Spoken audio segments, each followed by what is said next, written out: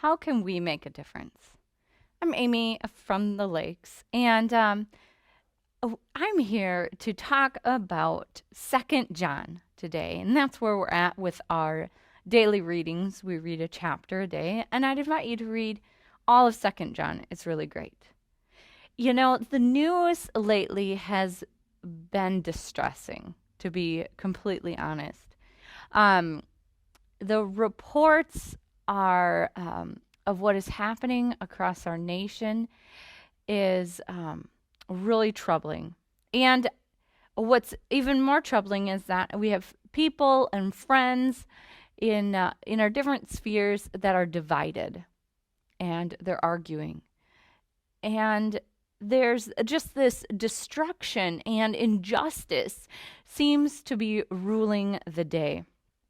I was scrolling through my Facebook news feed the other day and just feeling absolutely downtrodden about what's going on.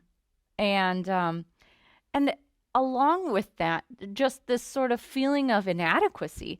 I mean, here I am in middle America, and it feels like there is nothing that I can do that can be of any real help or make any real change in such a complex and broken system. And I was sitting there having my morning coffee, and my little girl, Aravis, wakes up, crawls up onto my lap, and snuggles into me. And that's when it hit me. We already know the answer. We already have the solution. See, her act of love shifted my thoughts away from discouragement and onto love. John, I think, would agree.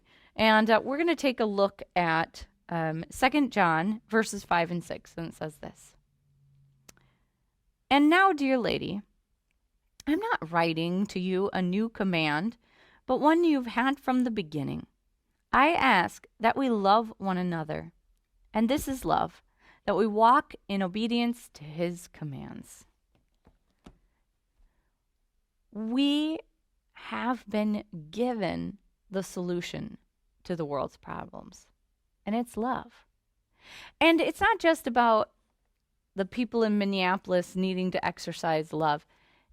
How are we showing unconditional love, undeserved love even, to those in our sphere of influence and our connection?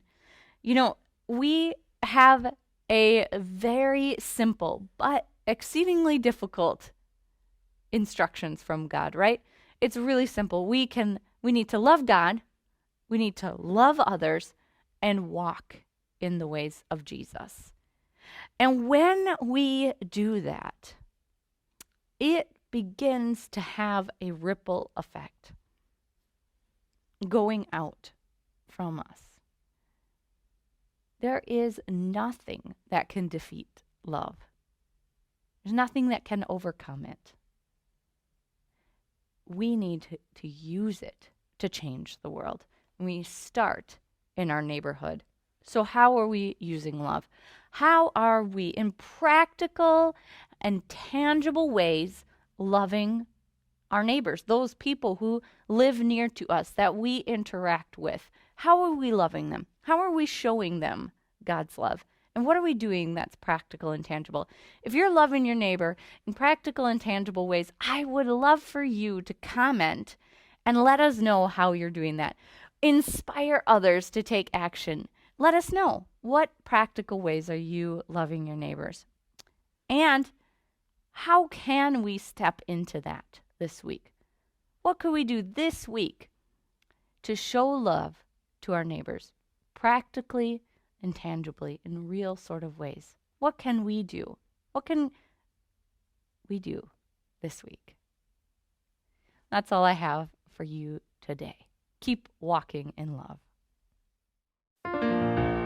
Signing off from the Lakes.